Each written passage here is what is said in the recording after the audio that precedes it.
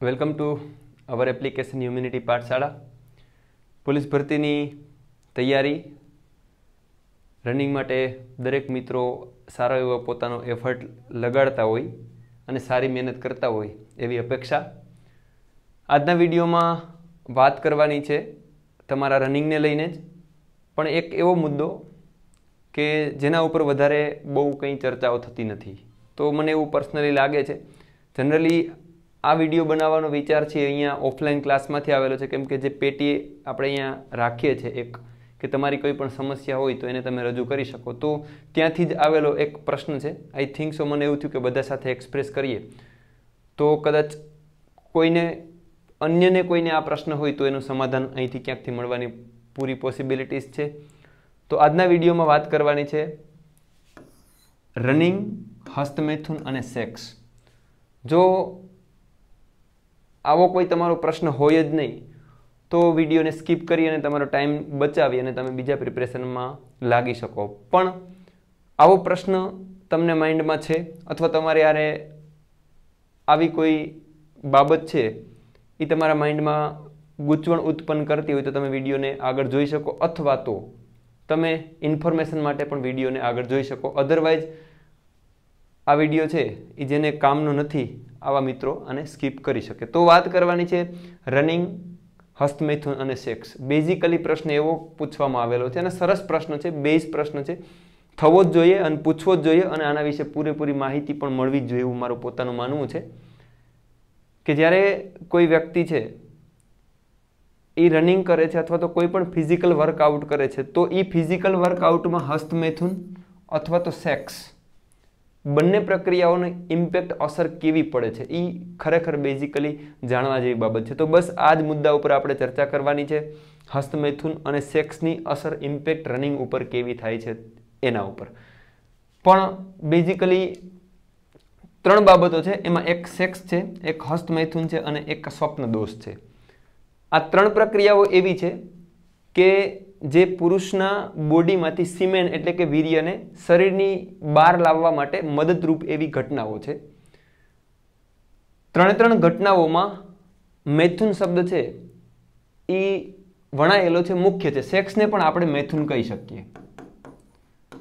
તો અહીંયા મૈથુન છે, અહીંયા હસ્તમૈથુન છે અને અહીંયા સ્વપ્ન દોષ છે. બટ બોગસ પ્રકારના લોકોએ આ શબ્દ છે એ કદાચ જોડ્યો હોય. આપણે આને પણ સ્વપ્ન મૈથુન કહેશું કેમ કે દોષ જેવું કંઈ હોતું નથી. એવી ઘટના અથવા તો એવી ક્રિયા છે એ કોઈ દિવસ દોષ ના હોઈ શકે કે જેના કારણે પૃથ્વી ટકે છે, જીવો ટકે છે અને સંતતિનો નિયમ ટકે છે. તો હસ્તમૈથુન, સ્વપ્નમૈથુન અને સેક્સ આ ત્રણ એવી ક્રિયાઓ છે કે જેના કારણે પુરુષ અને સ્ત્રી પોતાના જે સેક્સ્યુઅલ આવેગો છે એને શાંત પાડે છે. આ ત્રણ ક્રિયાઓ એવી છે. હવે બેઝિકલી આપણે વાત કરીએ સેક્સની, તો વોટ ઇઝ સેક્સ? સેક્સ ત્યારે કહી શકાય જ્યારે એક સ્ત્રી છે એને પુરુષનું શરીર મળે અને પુરુષ છે એને સ્ત્રીનું શરીર મળે. તો એઝ પર નેચર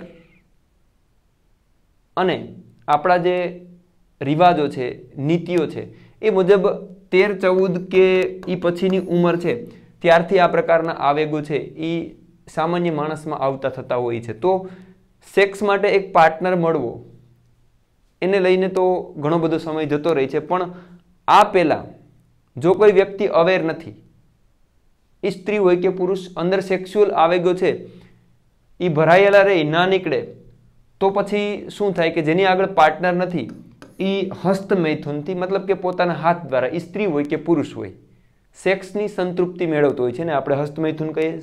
સ્વાભાવિક વાત છે, આ ઉંમરે આ બધી બાબતો જાણતા જ હોય છે અને જીવનમાં આવી ઘટનાઓ ઘટતી હોય છે. એમાં કોઈ પાપ જેવું કે દોષ જેવું છે નહીં. જો સેક્સ કે હસ્તમૈથુન કોઈ વ્યક્તિ ના કરે, આનાથી અવેર ના હોય એવું પણ બને તો શું થાય કે તો શરીરમાં રહેલો જે કંઈ પણ આપણા સેક્સ્યુઅલ આવેગો છે એ પુરુષમાં રહેલું સિમેન સ્વરૂપે, વીર્ય સ્વરૂપે હોય કે સ્ત્રીઓમાં રહેલું કોઈ પ્રવાહી તરીકે બહાર આવવાનું તો છે જ. તો એ સ્વપ્ન દોષ તરીકે, સ્વપ્ન દોષ સોરી નહીં કહીએ, કલ્ચરે આદત પાડી દીધી મને, પણ સ્વપ્ન મૈથુન તરીકે રાત્રિના સપનામાં પણ આવા વિચારો આવે છે અને આ ઘટના છે એ ઘટી જાય છે. તો એક યા બીજી રીતે દરેક વ્યક્તિ, મોટા ભાગના વ્યક્તિઓના જીવનમાં આ પ્રક્રિયા છે એ થતી હોય છે, સહજ છે, એમાં કંઈ શરમાવા જેવી કે ગિલ્ટ ફીલ કરવા જેવી વાત નથી. પણ અફસોસ છે આપણે એવું કલ્ચર ક્રિએટ કરી બેઠા કે સેક્સ, હસ્તમૈથુન અથવા તો સ્વપ્ન દોષ જેવા માણસની જિંદગીને આમ તો વજૂદ છે એવી ઘટના વિશે આપણે ચર્ચા પણ નથી કરી શકતા, ઇવન કોઈને પૂછી પણ શકતા નથી. તો સમજવાનો પ્રયત્ન કરીએ. હા, સેક્સ એવું જરૂરી નથી કે સેક્સ છે એ સ્ત્રી અને પુરુષ પૂરતો સીમિત હોય, પણ હકીકત તો એ છે કે આપણા જેવા સમજુ લોકોએ, સમજદાર બુદ્ધિશાળી માણસે જ એને અપભ્રંશ કરી દીધી છે આવી એક ક્રિયાને. નહીતર પ્રકૃતિમાં વૃક્ષો વચ્ચે પણ સેક્સની ક્રિયા થાય છે. વસંત ખીલે જ છે, હમણાં જ ખીલશે. જીવાત સામાન્ય જીવડાઓમાં પણ આ ક્રિયા થાય છે, પશુ પક્ષીઓમાં પણ થાય છે. એવી જ રીતે નોર્મલ છે કે વ્યક્તિઓમાં પણ થાય અને બધી જગ્યાએ થવાની છે. આના વગર પૃથ્વીનું અસ્તિત્વ છે એ પોસિબલ છે જ નહીં. બટ એવું તો શું થયું કે આપણે આના ઉપર ચર્ચાઓ કરતા જ અટકી ગયા, અથવા તો એને દોષ કહેવા લાગ્યા, કે જાહેરમાં જેને પાપ કહેવા લાગ્યા, ખરાબ કહેવા લાગ્યા, અને પર્સનલમાં દરેક વ્યક્તિ આના ઉપર ચર્ચા કરવા ઈચ્છે અથવા તો સેક્સ અને હસ્તમૈથુન કરવા ઈચ્છે. આવી ખરાબ પ્રકારની પરિસ્થિતિ આપણે ક્રિએટ કરી દીધી કે જીવનનો ઘણો બધો ભાગ છે એ આ પ્રક્રિયા અથવા તો રાત્રિમાં આપણે વિતાવતા હોવા છતાં પણ એની સમસ્યાઓ દિવસની સમસ્યાની જેમ સહજતાથી આપણે ડૉક્ટર સમક્ષ પણ રજૂ કરી શકતા નથી. આવી સ્થિતિ છે આપણી. તો ચર્ચા કરીએ આના ઉપર. બેઝિકલી પશુ પક્ષી અને પ્રકૃતિ ને બુદ્ધિ ન હોવાના કારણે એ લકી છે કે પોતાની સેક્સની પ્રક્રિયા છે, સેક્સ્યુઅલ આવેગો છે એ ખુલ્લા રસ્તા ઉપર અથવા તો ખુલ્લા જંગલમાં પણ એને સંતૃપ્તિ મેળવી શકે છે. પણ આપણે આવી પરિસ્થિતિ ક્રિએટ નથી કરી શક્યા. બેઝિકલી ચીજ એવી જ છે કે માણસ છે એ સ્ત્રી અને પુરુષમાં સમજે છે અને પશુઓ છે એ સ્ત્રી પુરુષમાં સમજતા નથી અને બુદ્ધિ નથી. એટલે સ્ત્રી અને પુરુષ પ્રત્યેનો એનો ભેદ છે એ માત્ર ને માત્ર સેક્સ કે સંભોગની પ્રક્રિયા પૂરતો જ સીમિત હોય છે. અધરવાઇઝ પશુઓ પક્ષીઓમાં મને નથી લાગતું કે એને કોઈ ભાન હોય કે આને નર કહીએ અને નારી કહીએ. એના અંદર કુદરતી સાયકલ મુજબ જ્યારે સેક્સ્યુઅલ આવેગો આવે છે ત્યારે એ સંતૃપ્તિ મેળવી લે છે. એને કોઈ સેહ શરમ જેવી બાબત હોતી નથી, એકદમ નેચરલ છે, એઝ ઇટ ઇઝ છે. તો મને લાગે કે સેક્સની પ્રક્રિયા છે એ આપણા માટે પણ એટલી સહજ તો હોવી જોઈએ ચર્ચા કરવા પૂરતી કે આપણે એની ચર્ચા કરી શકીએ. ખાવું એ એક પ્રક્રિયા છે, પાણી પીવું એક પ્રક્રિયા છે, તો સેક્સ પણ જીવનને ટકાવવા માટેની એક સહજ પ્રક્રિયા છે. તો બસ આ ચર્ચાને આવી જ સહજતાથી લેશો એવી અપેક્ષા સાથે આગળ વધીએ આ વાતને લઈને.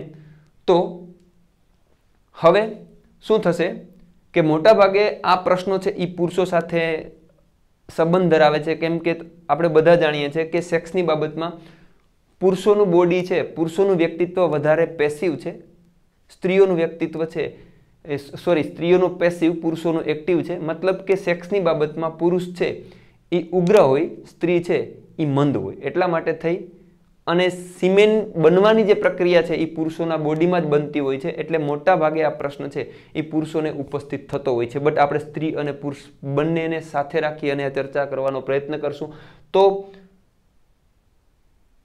મેઇન વાત છે સેક્સની કે માસ્ટરબ્યુશનની, અથવા તો સેક્સ હસ્તમૈથુન કે સ્વપ્ન દોષ જ્યારે થાય છે ત્યારે બધા જાણે સારી રીતે કે આપણા પુરુષોના બોડીમાંથી, આપણા બોડીમાંથી વીર્ય બહાર નીકળે છે અને અંદર શુક્રાણુ રહેલા હોય છે. તો બસ આ જ એક ચીજ છે કે જનરલી બધામાં ફિયર ઊભું કરતા હોય કે કેટલા સમય પછી અથવા તો કેટલા સમયનું વીકમાં કેટલી વખત, દિવસમાં કેટલી વખત હસ્તમૈથુન અથવા તો સેક્સની પ્રક્રિયાથી રનિંગમાં ઇમ્પેક્ટ થઈ શકે કે કેમ. તો હવે એક વાત કરીએ કે સિમેન પ્રોડક્શન, પુરુષના શરીરમાં જે વીર્ય બને છે એ સતત બનતી પ્રક્રિયા છે. જેવી રીતે સામાન્ય પ્રવાહીઓ જેમ કે ગરમી અથવા તો જેમ કે આંખમાં આવતા આંસુ એ સામાન્ય રીતે બને છે, એવી રીતે સિમેન પણ સતત બનતી પ્રક્રિયા છે. એ એવું નથી કે અટકી જવાની. હા, પ્રમાણ છે એ ઓછા વધતું તમારા આખું જીનેટિક છે, હોર્મોન્સ ઉપર આધાર રાખે, આપણા ખોરાક ઉપર આધાર રાખે, તો પ્રોડક્શન એનું સતત ને સતત રહે છે. કહેવાય છે, થોડુંક આના બાબતે કેટલાક વિડીયો જોયા તો 1 ml જે વીર્ય છે એમાં 120 મિલિયન શુક્રાણુ હોય છે. હવે આ જે સિમેન છે એનું પ્રોડક્શન છે એ પર ડે થાય છે. જેવું જ વ્યક્તિના બોડીમાંથી વીર્ય છે એ બોડીની બહાર આવે છે, વીર્ય કોઈ પણ રીતે સ્ખલિત થાય છે બોડીમાંથી, ત્યારે એનું પ્રોડક્શન નવું બનવા લાગે છે. એવું કહેવાય છે, મેં સાયન્ટિફિકલી એટલું બધી ડીપ નહીં જાય, આપણી જરૂરિયાત નથી. નો સ્ટોરેજ. પુરુષના બોડીમાં વીર્ય માટે કોઈ સ્ટોરેજ, ત્યાં વીર્ય છે એ જમા થાય, ભેગું થાય એવી કોઈ જગ્યા નથી, એવું કોઈ મિકેનિઝમ આપણા બોડીનું નથી. તો એનો મતલબ શું થાય કે જેવું જ એક પુરુષ છે એના બોડીમાં સિમેન છે એનું પ્રોડક્શન ચાલુ થાય એટલે તરત જ એને બહાર નીકળવાની, દરેક બોડીએ આ બાબત છે અલગ હોવાની છે, તરત જ એને બહાર નીકળવાનો રસ્તો છે એ જોશે. તો હવે શું થાય કે એક પુરુષના બોડીમાં જ્યારે વીર્ય છે એનું પ્રોડક્શન થાય છે, એ બને છે. જો કોઈ પુરુષ છે અથવા તો સ્ત્રીમાં જે કંઈ પણ લિક્વિડ ક્રિએટ થાય છે, એ સ્ત્રી યોગ્ય સમયે આ જે કેમિકલ છે, આ જે પ્રવાહી છે એ બહાર ન આવે તો શું થાય? જો કોઈ વ્યક્તિ સેક્સ નહીં કરે, જો કોઈ વ્યક્તિ માસ્ટરબ્યુટ નહીં કરે, હસ્તમૈથુન નહીં કરે, જો કોઈ વ્યક્તિને સ્વપ્ન દોષ પણ નહીં થાય, તો એ કહે છે કે યુરિન સાથે નીકળવાની પોસિબિલિટી છે. હવે અથવા તો શું થાય કે નાઇટફોલ, સ્વપ્ન દોષ થાય, અથવા તો કોઈ વ્યક્તિ છે એ હસ્તમૈથુનથી આ પ્રક્રિયા છે, આ જે અંદર રહેલું વીર્ય અથવા તો પ્રવાહી છે એને બોડીની બહાર કાઢી નાખે, અથવા તો બાય સેક્સ, જેની આગળ પાર્ટનર ઉપલબ્ધ છે એ સેક્સ દ્વારા પોતાના બોડીને શાંત કરી દે છે આ વાતને લઈને. તો અહીંયા સુધી હવે આ જે પ્રક્રિયા છે જેને આપણે હસ્તમૈથુન કહીએ અથવા તો માસ્ટરબ્યુશન, સહજ એટલી બધી પ્રક્રિયા છે કે પુરુષ અથવા તો સ્ત્રીના બોડીમાં જે સેક્સ્યુઅલ આવેગો છે, આ આવેગો છે એ આવેગોને યોગ્ય સમયાંતરે સંતૃપ્તિ ના મળે. જો દરેક બોડીની વાત નથી, દરેક વ્યક્તિએ આની વ્યાખ્યા અલગ હોઈ શકે. તો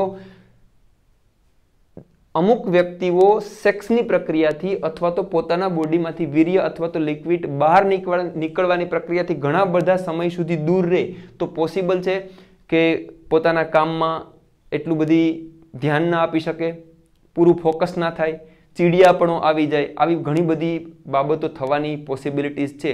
એટલા માટે જ સ્ત્રી અને પુરુષ છે એ હસ્તમૈથુન અથવા તો સેક્સની પ્રક્રિયામાંથી સમયાંતરે પસાર થતા હોય છે અથવા તો થઈ જવાતું હોય છે. હવે વાત કરીએ કે સેક્સ કે હસ્તમૈથુન કેટલી વખત.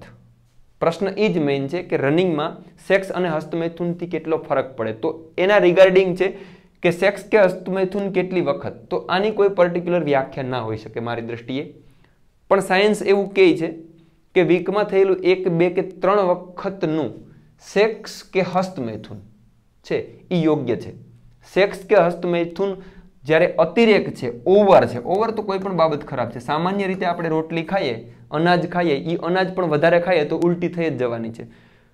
તો ઓવર સેક્સ અથવા તો ઓવર હસ્તમૈથુન, અતિશય છે એ કંઈ પણ સારું નથી. તો સામાન્ય રીતે એવું કહે છે કે વીકમાં થયેલું 1, 2 કે 3 વખતનું હસ્તમૈથુન અથવા તો સેક્સ છે એ શરીર માટે હાનિકારક નથી. મતલબ કે એનાથી આપણી સ્ટ્રેન્થમાં કંઈ ફરક પડતો નથી. ધેટ મીન કે રનિંગમાં ફરક પડતો નથી. પણ હજુ ફરી વખત કહી દઉં, દરેક બોડીના મિકેનિઝમ અલગ હોવાના છે.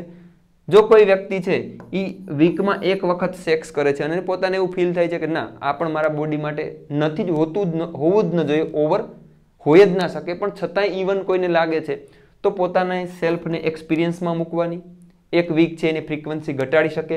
કોઈ વ્યક્તિ 1 વીકમાં 2 વખત સેક્સ કે હસ્તમૈથુનની પ્રક્રિયામાંથી પસાર થાય છે અને એને એવું લાગે છે કે મારા માટે આ ઓવર છે, તો પોતાની જાત ઉપર આનો અમલ કરવાનો. 1 વીક કે 2 વીક કે જે કોઈ પણ સમય છે એને હોલ્ડ કરો, પછી જોઈ શકો તમારા પરફોર્મન્સમાં કંઈ ફરક આવે છે કે કેમ. તો કહેવાનો મતલબ એવો છે કે એક દિવસમાં થયેલું વધારે વખતનું હસ્તમૈથુન અથવા તો સેક્સની પ્રક્રિયા છે એના કારણે જો તમારા રનિંગના પરફોર્મન્સમાં અથવા તો કોઈ પણ તમારા રૂટીન જીવનમાં જો પ્રોબ્લેમો પડતી હોય તો આ બાબતો છે એ ખરાબ છે. અતિરેક કોઈ પણ બાબતનો સારો નથી. હવે રોકે રાખવું કે કેમ, તો મેં અગાઉ જેમ વાત કરી એમ દરેક વ્યક્તિનું શરીર અલગ પ્રકારનું છે, દરેકના વિચારો અલગ પ્રકારના છે, દરેકના બોડીમાં સિમેનનું પ્રોડક્શન છે એ અલગ રીતે થતું હોય છે.